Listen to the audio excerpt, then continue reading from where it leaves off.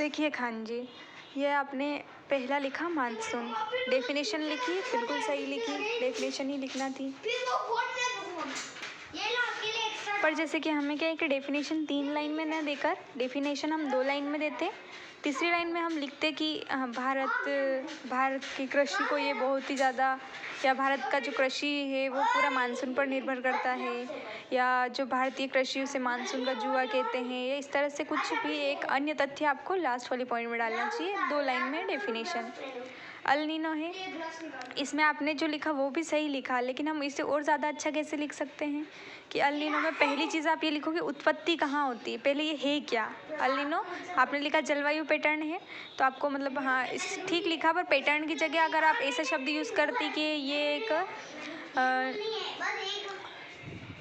वो oceanic current, या फिर ठीक है जलवायु धारा है, ये कहाँ उत्पन्न होती है, तो उत्पत्ति पेरू तट पर होती है, और हो सके तो मैप में उसे दिखा दीजिए। फिर उसके बाद लिखिए कि ये जो भारतीय मानसून को नकारात्मक रूप से प्रभावित करती है ना। भारत के संदर्भ में अगर आप डाल देंगे तो बहुत ही बढ़िया रहेगा। फिर लेटेराइट मृदा, इसमें आपने तीनों पॉइंट बहुत शानदार लिखे, बस थोड़ी सी गलती ये रह गई कि आपने लिखा दाल चावल गेहूँ दलहन के लिए उपयोगी होती है। चाय की खेत तो उनके लिए होती तो है, लेकिन ये पहले हमें ये नहीं लिखना है, क्योंकि चाय गेहूँ दलहन इनके लिए तो काली मिट्टी भी अच्छी होती है, लाल मिट्टी भी अच्छी होती है, लेकिन हमें पहले वो लिखना है जिनके लिए सबसे ज़्यादा अच्छी है। तो हमें पहले लिखना है चाय कॉफ़ी काजू इनके लिए, बस ये लिखना है, चावल दाल गेहूँ दलहन इनको ना लिखकर चाय कॉफ़ी काजू ऐसे शब्द वो लिखना है। बाकी यहाँ पर पूछा प्रसिद्ध किन्हीं 3 लौह क्षेत्र के नाम, तो क्षेत्र लिखने थे ना कि राज्य पूछे। आपने राज्यों के नाम लिख दिया, वहाँ पूछे लौह क्षेत्र जैसे कि कर्नाटक की कोलारहट्टी खदान हो गई है ना, तो ऐसे क्षेत्र पर्टिकुलर क्षेत्र का नाम लिखना है। फिर जैसे कि कायंत्री चट्टानी है तो बढ़िया लिखा तीनों सीधा सीधा। भारत में तांबा पूछ लिया, तो हमें तांबा उत्पादन करने वाले सिर्फ राज्य नहीं लिखने, तांबा पूछ लिया तो पहले पॉइंट में लिख दो कि प्रमुख उत्पादन करने वाले राज्य, फिर जो भी राजस्थान झारखंड।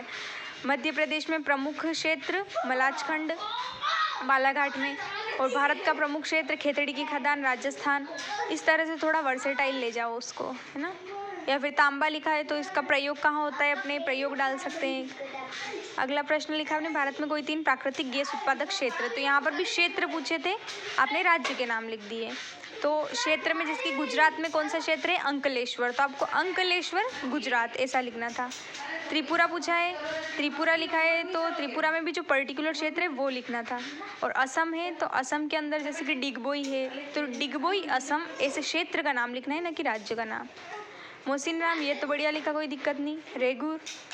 रेगुर जो है ये इसे काली मिट्टी कहते हैं, ठीक है, सब कुछ बढ़िया लिखा, पर इसमें आप थोड़ा सा मैप बना के क्षेत्र दिखा देते हैं, या फिर जैसे कि आपने क्या लिखा, रंग काला होने के कारण इसे काली मिट्टी कहते हैं, तो डायरेक्ट ऐसे नहीं लिखना है। पहले हमें ये बताना है कि रेगुर ये एक मिट्टी है, इसका रंग काला होने के कारण इसे काली मिट्टी भी कहते हैं। मतलब पहले लिखना है कि वो क्या है रेगुर, डायरेक्ट नहीं लिखना, पहले ये लिखना है कि रेगुर है क्या, है ना। तो रेगुर एक मिट्टी है जिसका रंग काला होने के कारण वो उसे काली मिट्टी भी कहते हैं। ऐसे हमारे आंसर की शुरुआत करनी है।